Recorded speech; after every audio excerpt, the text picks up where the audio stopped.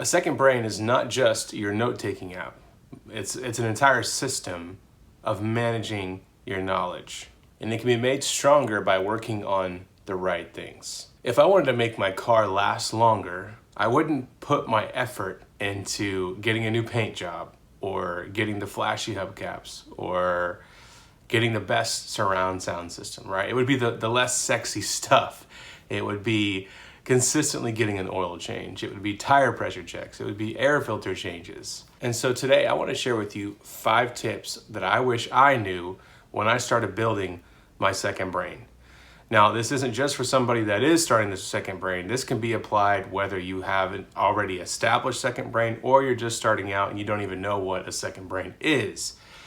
Either way, these 5 things are going to help you make your second brain and the entire system stronger. Now, before we get started, I have a gift for you for watching this video. This is my free guide on how to take book notes without using Readwise and capture them and then put them into your second brain.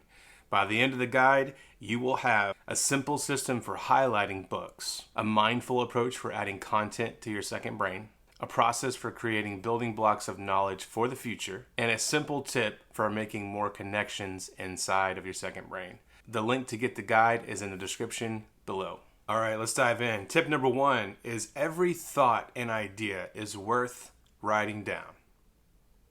Let me say that again. Every thought and idea is worth writing down. There can be a tendency to disregard our thoughts and our insights. And maybe it's because we think that they're not valuable. But my question is, who told you that? Who told you that your thoughts and your ideas are not valuable? Maybe it was yourself, maybe it was somebody else, but that's not true, my friend.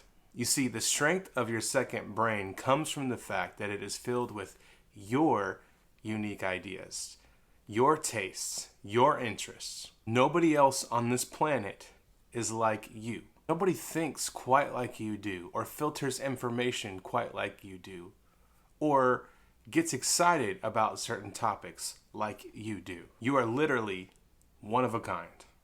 So why not capture the thoughts? If you are one of a kind, then your thoughts and ideas are one of a kind, right? What also is unique about you is the things that resonate with you. So it's not just your own ideas and thoughts that are unique. It's the fact that there are things that make you cry that don't make other people cry. There are things that make you laugh till you pee your pants that don't make other people laugh, but it's still valuable. Okay, it's valuable because it's unique to you.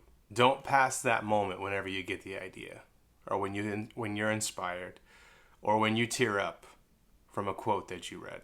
That, my friend, needs to be captured. It's worth it. Tip number 2 is focus on habits, not tools. Gretchen Rubin says that habits are the invisible architecture of our lives. Every goal that you want to accomplish will come with habits and tools, or a system and tools. The problem comes in when we think the tool will address the issue that we're trying to solve. Take eating healthy. Like every diet plan, most of them, 99% of them, you are logging what you eat. You have a food journal. You're trying to document what it is you're eating. Okay, that's the habit. And then you have the tool, which is the plan, the food plan.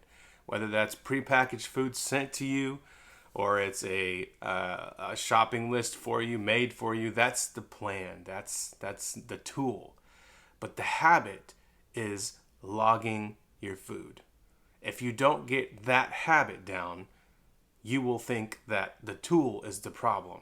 And so you will jump from plan to plan to plan to plan, trying to fix the problem, when really it's just a habit issue. You need to address the habit of journaling what you eat. It's the same with personal knowledge management. Instead of focusing on the next note-taking app, and I get it, I'm right there with you. I love looking at the apps and seeing what's going on in the world of technology. But instead of making that your focus, try focusing on the habits, the key habits of personal knowledge management. Like the habit of capturing your thoughts, the habit of reviewing your notes, the habit of sharing your work. Try your best to build habits with the tools that you currently have and see how far you can go. I imagine with whatever you got now, you can get pretty far with it if you just focus on the habits, not the tools. Tip number 3, write down your own personal stories. It was several years ago, I started capturing what I call meaningful moments. These are silly and sentimental things. Sometimes they're significant as well. Just things that I wanted to document and capture that happened in my everyday life that I wanted to jump back to, almost like a photo book, but with words, where I can just go to a story, a situation, an experience that happened that day, and I can instantly be transformed back in time and remember it. And so I started writing down some meaningful moments. And one day, my family were eating dinner at the dinner table, and I thought, why not share some of these moments that have happened this week? And so I started to share some of the meaningful moments with the kids and with my wife, and the room filled up with laughter. There was so much connection between my kids and myself and my wife. And I realized in that moment how my second brain was not only serving me, but serving other people through stories. You see, stories, they simultaneously help us remember, connect, and create. Stories, especially the ones where we fail, they connect us with each other because it reveals our humanity. It reveals our commonality of being human.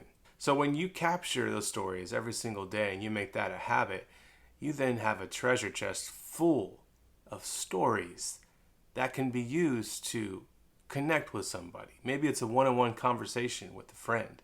Maybe it's in a mastermind where you share a story where you're trying to illustrate like a point that you're trying to make. Or maybe it's in a blog post or a YouTube video. You have the ability then to share a story, and you can pull from those stories. Or it could just be a way to remember, right? A way to go back in time and remember the good things that have happened in your life. We capture information from other people all day, every day.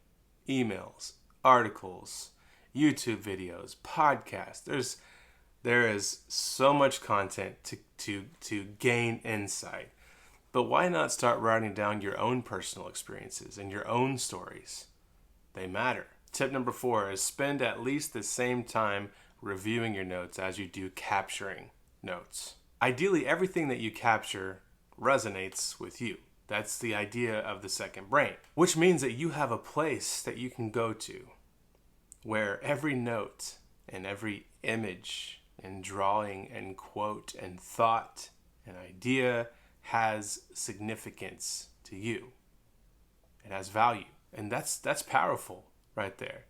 I mean, if you knew of a secret garden where all of the trees grew fruit that you absolutely loved, and the flowers that bloomed in the garden were the colors that attracted you, and you were drawn to those colors. Everything in the garden was something that you loved. Imagine a place like that. Why would you not want to go there often, right? I mean, I can't tell you how many times I've gone to my Sparks and my quotes folder and meaningful moments. I'm inspired and I'm refreshed after going through those notes. It reminds me of what I've been thinking about, of what's close to my heart. I didn't need to go to the next YouTube video or article or podcast. I just need to go to my second brain. I just need to go into the notes and find the inspiration is already there. Here's a quick tip. Take the time that you spend scrolling on social media and use that to scroll through your notes. I guarantee you will feel a lot better than when you do scrolling on social media. And finally, tip number 5 is get in the habit of connecting your thoughts and ideas. Connection solidifies your understanding of the ideas you've been thinking about. For every note that you capture, you want to get in the habit of asking yourself, what does this remind me of? where have I seen this before? And maybe even think about how one of the personal stories you've jotted down ties into the idea that you're writing down or the thought that you're writing down. Connect those two and connect that story to another story. And you'll find that as you connect ideas, the ideas themselves become stronger because your understanding becomes stronger. So work on connecting your ideas. There's power in the connection. The best way to connect ideas is through bi-directional linking. So every time that you link a note, you can go to either note and see that there's a connection there. Hey, I hope you found these 5 tips helpful. If you're interested in learning more about personal knowledge management or building a second brain or creativity, then check out this next video.